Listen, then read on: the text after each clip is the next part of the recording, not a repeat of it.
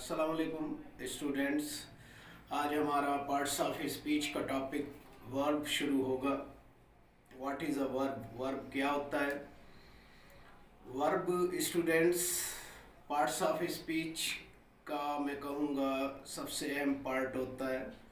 इसको हम बैकबोन भी कह सकते हैं। किसी भी सेंटेंस की बैकबोन होती है वर्ब, और बगैर वर्ब के हम कंसेप्ट कोई इमेजिन नहीं कर सकते कि कोई सेंटेंस बना सके। बगैर वर्ब के कोई भी सेंटेंस मुकम्मल नहीं होता। इसलिए most important parts of speech, या आप कह सकते हैं कि most important part of sentence जो होता है वो वर्ब होता है। वर्ब क्या होता है? What is a verb? Verb कहते हैं कोई काम करना या होना जो जाहिर होता है सेंटेंस में किसी में भी, उसको हम वर्ब कहते हैं। फ़ेल, उर्दू में इसको फ़ेल कहा जाता है। एक्शन, कोई भी सेंटेंस में जो वाक़या होता है, जिस तरह गो, राइट, स्पीक, प्ले, ये सारे एग्जाम्पल हैं वर्ब की। वर्ब जो है कोई भी अमल या काम या एक्शन को कहते हैं। जुमले में जो भी काम या एक्शन होता है, जाहिर होता है, उसको हम इंग्लिश में वर्ब और उर्दू में फ़ेल कहते हैं। कोई काम या अमल। उम्मीद है आपको समझ में आ गया होगा। चलते हैं इसकी डेफिनेशन, इसकी एग्जाम्पल और इसके यूज़ की तरफ। देखिए students, parts of speech, 4th parts of speech है। 3 पार्ट्स ऑफ स्पीच हम कवर कर चुके हैं। अब ये 4th पार्ट्स ऑफ स्पीच अब शुरू होगा, जिसे हम कहते हैं verb. Verb mean fail, Urdu में इसको फेल कहते हैं। इसकी सबसे पहले हम डेफिनेशन सीख लेते हैं। वर्ब की definition: a verb is a word which shows an action or state in the sentence. A verb is a word which shows an action or state in the sentence. Verb जो है वो word होता है जो जुमले में कोई काम या कैफियत या हालत बयान करता है किसी चीज के होने या करने की।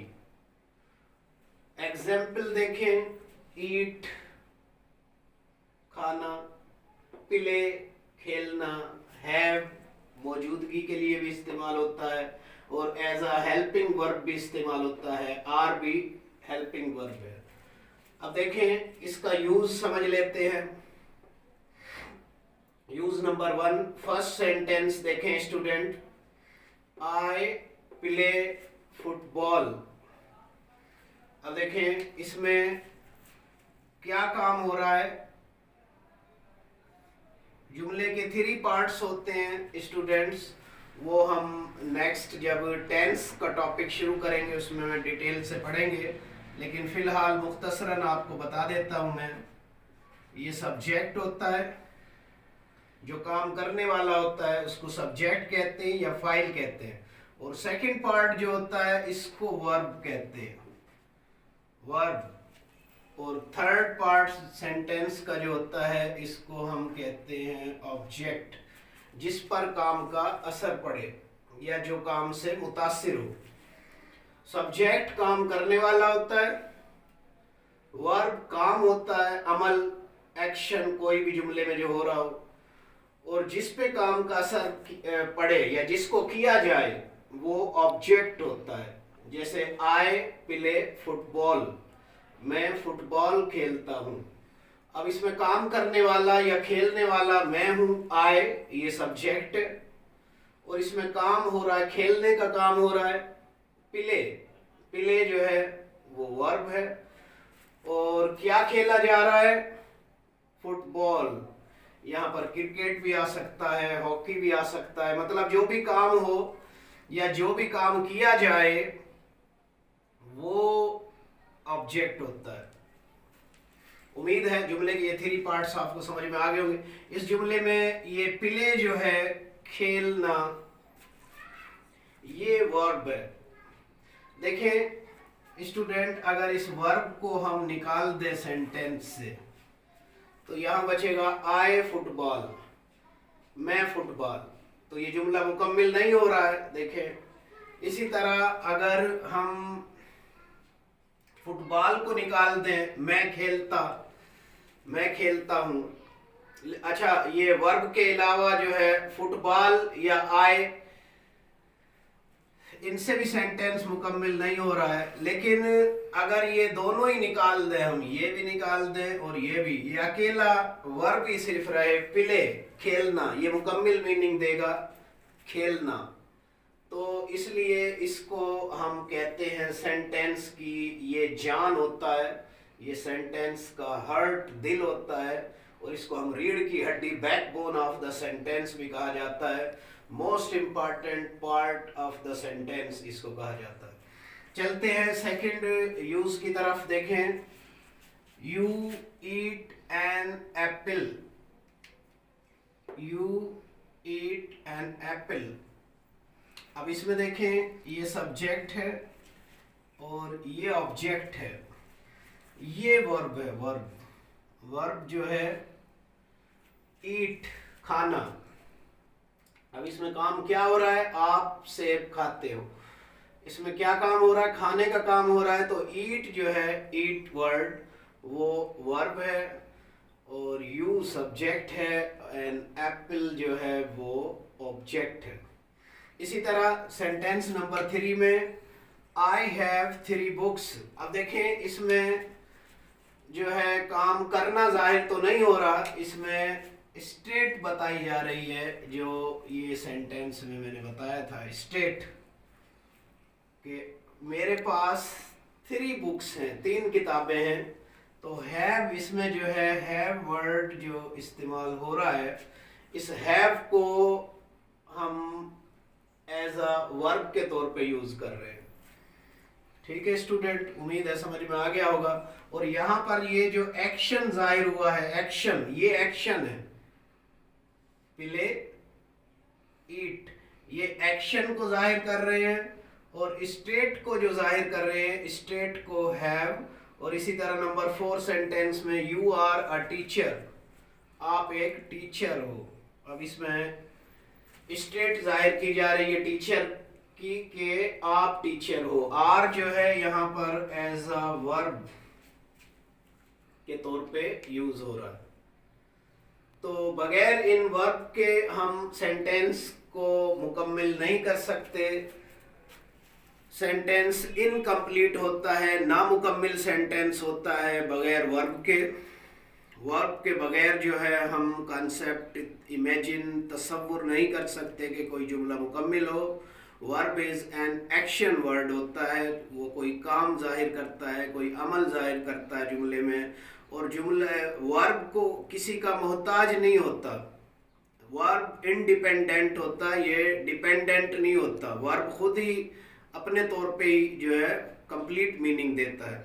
उम्मीद है इसकी डेफिनेशन, इसका यूज़, इसकी एग्जाम्पल स्टूडेंट आपको समझ में आ गई होगी। मज़ीद हम सीखते हैं नेक्स्ट क्लास में काइंड्स ऑफ वर्ब, वर्ब की कितनी काइंड्स होती हैं, और फॉर्म ऑफ वर्ब के बारे में हम सीखेंगे। देखते रहें sir Qadeer online, channel subscribe कर लें और वीडियो को शेयर्स कर दें दीगर स्टूडेंट्स के लिए। और जो न्यू स्टूडेंट्स हैं वो चैनल सब्सक्राइब भी कर लें और बेल आइकन को भी प्रेस कर दें। थैंक्स।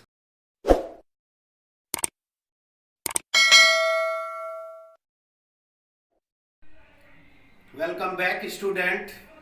लास्ट क्लास में हमने इंट्रोडक्शन वर्ब का पढ़ा था, वर्ब क्या होता है। और आज हम पढ़ेंगे कि वर्ब की काइंड्स कौन सी होती हैं और काइंड्स की डेफिनेशन, उनका यूज़, उनकी एग्जाम्पल समझते हैं आज की क्लास में।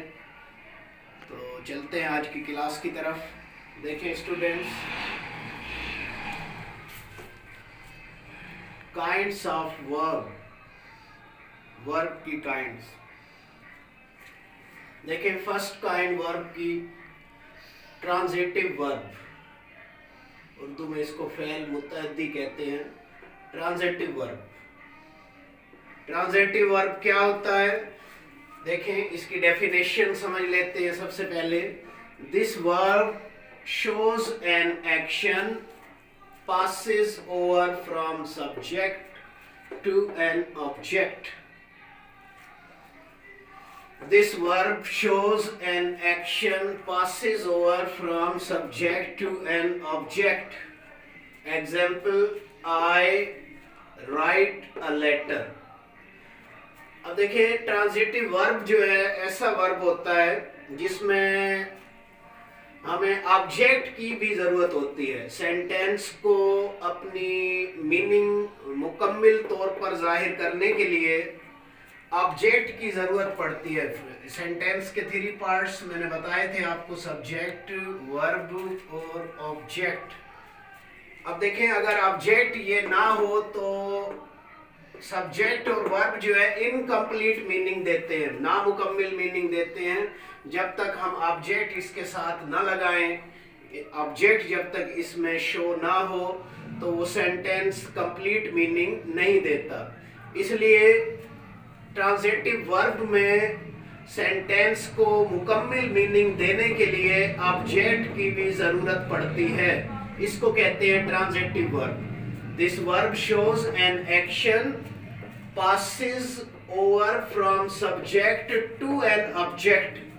ये ऑब्जेक्ट है। अगर हम देखें आई राइट, मैं लिखता हूँ, मैं क्या लिखता हूँ, अब हमें ये नामुकम्मल मीनिंग दे रहा है जब तक हम बताएं नहीं कि हम क्या लिखते हैं।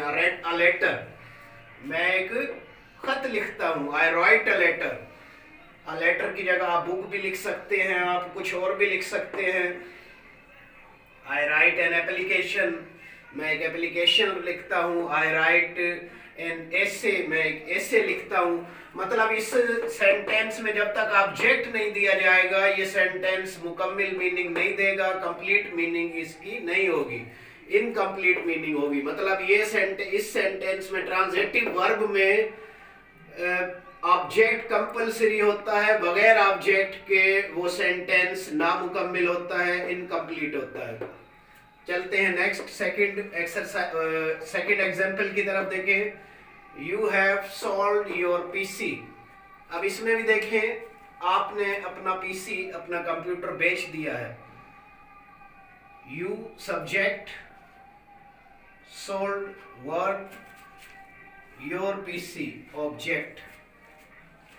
अब देखें आपने बेच दिया, अब ये नामुकम्मल मीनिंग हो रही है। इसकी कंप्लीट मीनिंग जब तक योर पीसी यहाँ पर ऑब्जेक्ट नहीं होगा तो ये जुमला सेंटेंस मुकम्मल मीनिंग नहीं देगा, हमें मुकम्मल माना इसका मतलब समझ में नहीं आएगा जब तक इसमें हम ऑब्जेक्ट शामिल ना करें। We have sold your PC, you have sold your PC, आपने अपना कंप्यूटर बेच दिया है। इसी तरह देखें यू हैव सोल्ड, आपने बेच दिया है। क्या बेच दिया है?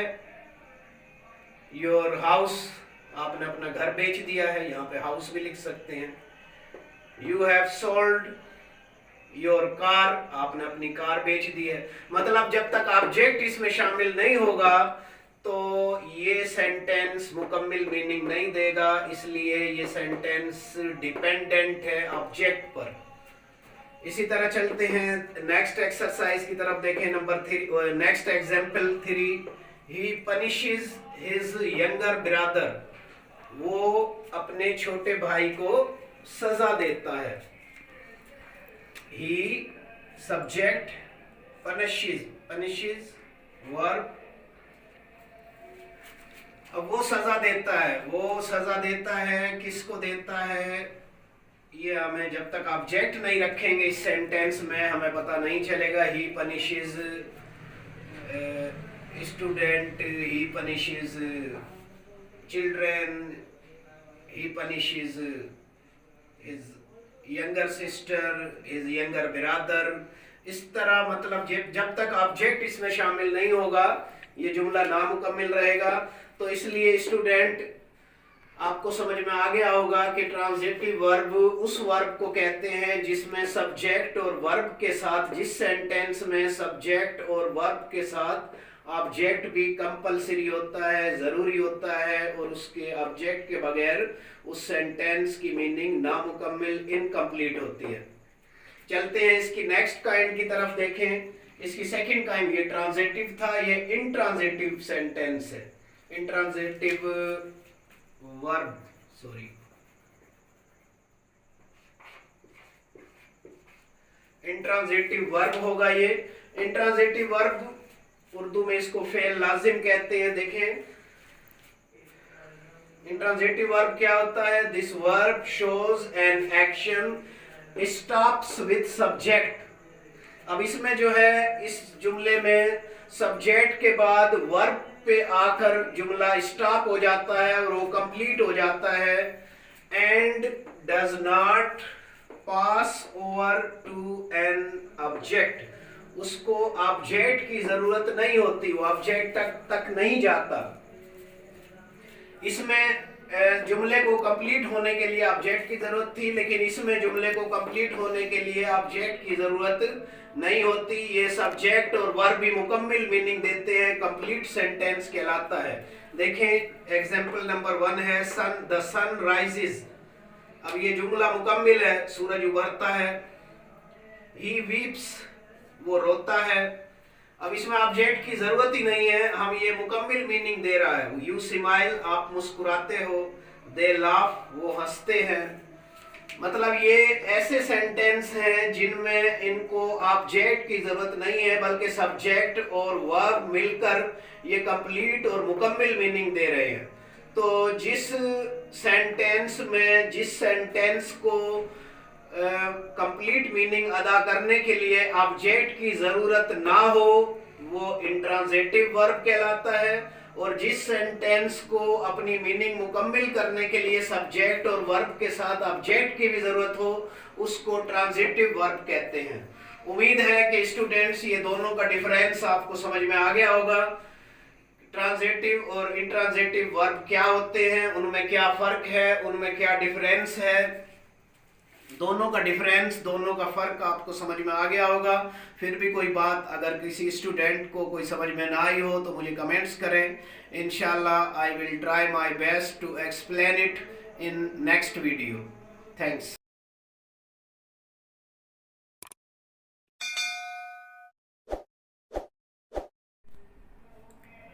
स्टूडेंट, लास्ट क्लास में हमने सीखा था ट्रांजिटिव और इंट्रांजिटिव वर्ब, उसकी डेफिनेशन और यूज़। अब वर्ब की इस क्लास में वर्ब की थर्ड काइंड्स जो ऑक्सिलरी वर्ब्स या हेल्पिंग वर्ब जिनको कहते हैं, वो आज समझते हैं हम। चलते हैं आज के टॉपिक की तरफ। देखें स्टूडेंट्स, हमारा टॉपिक चल रहा था काइंड्स ऑफ वर्ब। इसकी थर्ड काइंड जो है उसको कहते हैं ऑक्सिलरी वर्ब या हेल्पिंग वर्ब। ऑक्सिलरी वर्ब या हेल्पिंग वर्ब, उर्दू में इसको फेल मुआविन या मददगार फेल भी कहते हैं। ऑक्सिलरी वर्ब्स क्या होते हैं, देखें इसकी डेफिनेशन समझ लेते हैं पहले। Auxiliary are helping verbs help main principal verb to make a sentence, make a tense. Auxiliary or helping verbs help main principal verb to make a tense. अब auxiliary verb जो होते हैं स्टूडेंट, देखें example, वो verb होते हैं जो main verb को हेल्प करते हैं सेंटेंस बनाने में और टेंस को शो करने में। फॉर एग्जाम्पल फर्स्ट सेंटेंस है I do not tell a lie, मैं झूठ नहीं बोलता। I do not tell a lie. अब यहाँ पर देखें ये सब्जेक्ट है, ये ऑक्सिलरी वर्ब है, ये मेन वर्ब है और ये ऑब्जेक्ट है। सब्जेक्ट, इसको AV ऑक्सिलरी वर्ब, और ये मेन वर्ब और ये ऑब्जेक्ट हो गया। देखें अब ये जो ऑक्सिलरी वर्ब है do not, I do not tell a lie, do not show कर रहा है टेंस को। टेंस बता रहा है कि ये कौन सा टेंस है? टेंस स्टूडेंट्स हम नेक्स्ट क्लास में पढ़ेंगे पार्ट्स ऑफ स्पीच के बाद ज़्यादा डिटेल से, लेकिन फ़िलहाल मैं मुख्तसरन आपको बता देता हूँ कि जो यहाँ पर टेल लफ्ज़ है ये मेन वर्ब है। यहाँ पर ये जो बताया गया है मेन वर्ब या प्रिंसिपल वर्ब, ये है, इसको कहते हैं मेन वर्ब या प्रिंसिपल वर्ब। और इसकी जो टेंस को शो करने के लिए जो दूसरा वर्ब इस्तेमाल होता है उसको हम हेल्पिंग वर्ब या ऑक्सिलरी वर्ब कहते हैं। अब इसमें डू जो है, डू वो ऑक्सिलरी या हेल्पिंग वर्ब है, डू, और टेल जो है वो मेन वर्ब या प्रिंसिपल वर्ब है। I do not tell a lie, ये प्रेजेंट इंडेफिनिट का जुमला है या प्रेजेंट सिंपल टेंस भी इसको कहते हैं, और इसमें डू या डज का इस्तेमाल होता है जो कि ऑक्सिलरी या हेल्पिंग वर्ब होते हैं। इसी तरह सेकंड सेंटेंस में देखें, you are helping the poor, आप गरीबों की मदद कर रहे हैं। अब यहाँ पर आर जो है ये ऑक्सिलरी वर्ब है या हेल्पिंग वर्ब। आर किसकी हेल्प कर रहा है? आर हेल्प कर रहा है इसकी, हेल्पिंग की। ये मेन वर्ब है, इसको हम कहेंगे मेन वर्ब, और ये एच वी हेल्पिंग वर्ब है या ऑक्सिलरी वर्ब भी इसको कहते हैं। You are helping the poor object है।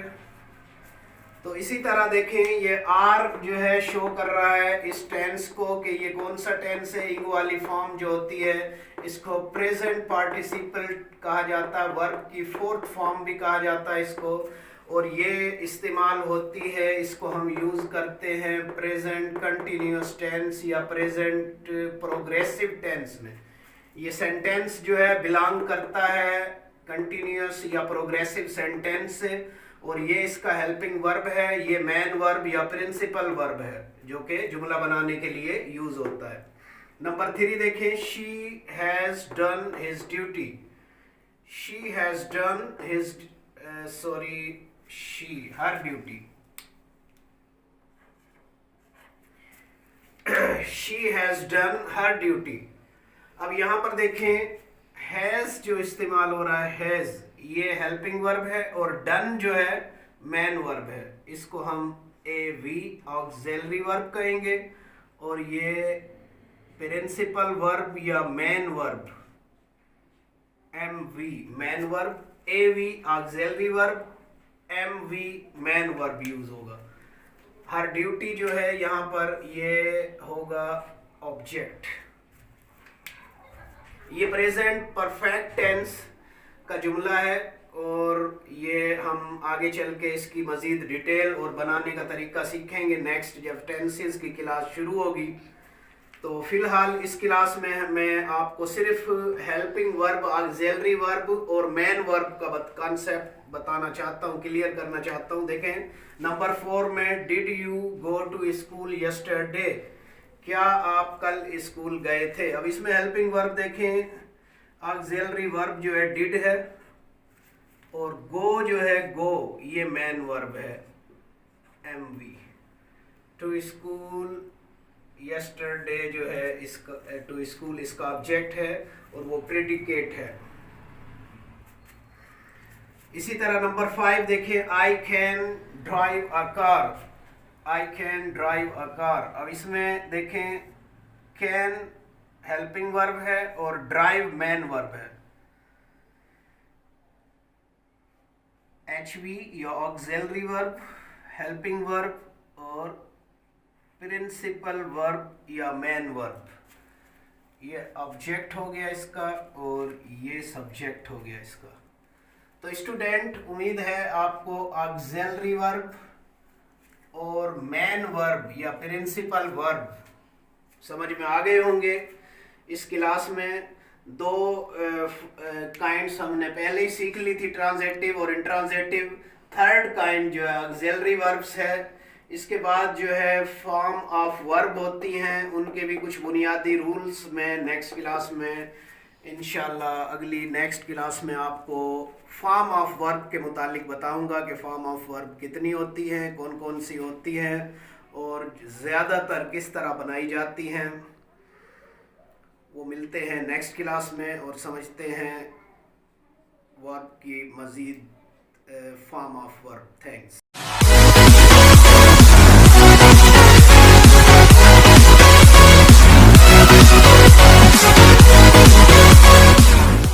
अस्सलाम वालेकुम स्टूडेंट। लास्ट क्लास में हमने वर्ब की काइंड्स के बारे में पढ़ा था, ट्रांजिटिव वर्ब, इंट्रांजिटिव वर्ब और हेल्पिंग और ऑक्सिलरी वर्ब्स। आज चलते हैं आज के टॉपिक की तरफ। फॉर्म ऑफ वर्ब्स जो होती हैं वो किस तरह बनती हैं, उनका कॉन्सेप्ट समझते हैं। देखिए स्टूडेंट्स, फॉर्म ऑफ वर्ब में एक वर्ब की एक हिस्सा, एक पार्ट होता है रेगुलर वर्ब्स। रेगुलर वर्ब क्या होते हैं, देखें सबसे पहले इसकी डेफिनेशन समझ लेते हैं। In this form mostly we use ed to make past or past participle form। ज़्यादातर जो रेगुलर फॉर्म जो होती है वो किसी भी वर्ब की फर्स्ट फॉर्म या प्रेजेंट फॉर्म जो होती है उसमें ed लगा देने से उसकी सेकंड या और थर्ड फॉर्म बन जाती है, जिसको हम पास्ट और पास्ट पार्टिसिपल कहते हैं। देखें एग्जाम्पल, आस्क। आस्क में देखें स्टूडेंट, ईडी बढ़ा दिया इसमें और यहाँ पर भी ईडी का इजाफा कर दिया गया है, तो ये आस्क्ड आस्क्ड हो गई है सेकंड फॉर्म, ये थर्ड फॉर्म। सेकंड फॉर्म को याद रखें पास्ट कहा जाता है और थर्ड फॉर्म को पास्ट पार्टिसिपल कहा जाता है, और जो फर्स्ट फॉर्म है उसको प्रेजेंट कहा जाता है। Present, past, past participle. एक और फॉर्म भी होती है स्टूडेंट, वो भी आपकी मालूमात के लिए मैं बता दूं, उसको कहते हैं प्रेजेंट पार्टिसिपल। प्रेजेंट पार्टिसिपल बहुत इजी है बनाना। किसी भी फर्स्ट फॉर्म में ing इंग लगा देने से वो उसकी फोर्थ फॉर्म बन जाती है। जो इसकी फर्स्ट फॉर्म होती है वर्ब की, उसमें इंग लगा देने से, यहाँ पर ing बढ़ा देने से इसकी फोर्थ फॉर्म बन जाएगी, जिसको हम प्रेजेंट पार्टिसिपल कहते हैं। यहाँ तक उम्मीद है क्लियर हो गया होगा। ये दूसरा वर्ड देखें, लुक, लुक्ड, लुक्ड। यहाँ पर भी देखें ed का इजाफा करके सेकंड और थर्ड फॉर्म बनाई गई है। पिले, पिले में भी ed का इजाफा करके सेकंड और थर्ड फॉर्म बनाई गई है। अब चलते हैं next, irregular verbs. Irregular verb क्या होते हैं स्टूडेंट? देखें, irregular verb are use without any rules.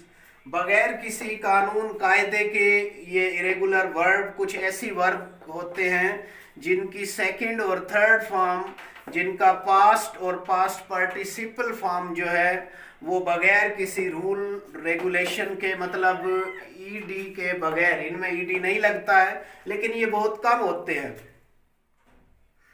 ये 97% यूँ समझे ईडी से बनता है फॉर्म, और 3% जो है 3% वो इरेगुलर फॉर्म ऑफ वर्ब होते हैं। इरेगुलर फॉर्म ऑफ वर्ब 3% और 97% ये होते हैं।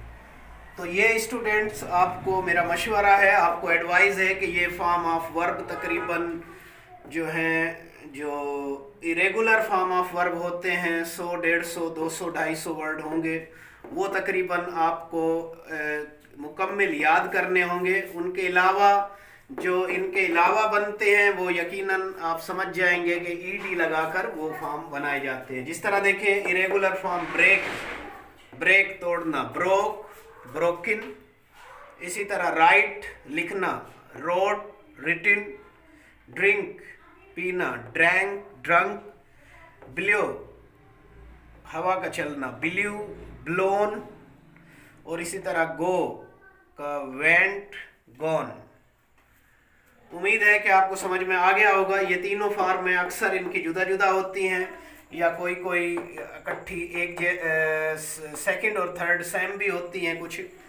अच्छा, एक चीज़ और भी होती है स्टूडेंट, देखें कुछ फॉर्म होती हैं जो एक जैसी होती हैं तीनों। मिसाल के तौर पर कट, इसकी तीनों सेम होंगी, कट कट कट। इसी तरह हिट हिट हिट हिट। इस तरह कुछ फॉर्म है ये इस तरह की जो जिनकी तीनों फॉर्म जो है सेम होती है, ये भी इसमें इरेगुलर फॉर्म ऑफ वर्ब में आ जाती हैं। तो ये मेरे आपको एडवाइस है कि ये आप जो है ज़बानी याद कर ले सारी मुकम्मिल तौर पर। जब ये याद हो जाएंगी तो यकीनन जो बकाया बचेंगी वो बिल्कुल इजी मेथड है उसका, ईडी लगाकर उसकी सेकंड और थर्ड फॉर्म बनाई जाती है। स्टूडेंट, उम्मीद है आपको समझ में आ गया होगा रेगुलर फॉर्म और इरेगुलर फॉर्म क्या होते हैं। रेगुलर फॉर्म में ज़्यादातर जो है ईडी लगाकर सेकंड और थर्ड फॉर्म उसकी पास्ट और पास्ट पार्टिसिपल बनाया जाता है, और इरेगुलर फॉर्म ऑफ वर्ब जो है वो ज़्यादातर तीनों फॉर्म बगैर किसी रूल्स के बनाई जाती हैं, और वो तीनों अलग अलग होती हैं, सेपरेट होती हैं, जुदा जुदा होती हैं, लेकिन कुछ सेम भी होती हैं, जिस तरह मैंने बताया कट कट या हिट हिट। उम्मीद है आपको समझ में आ गया।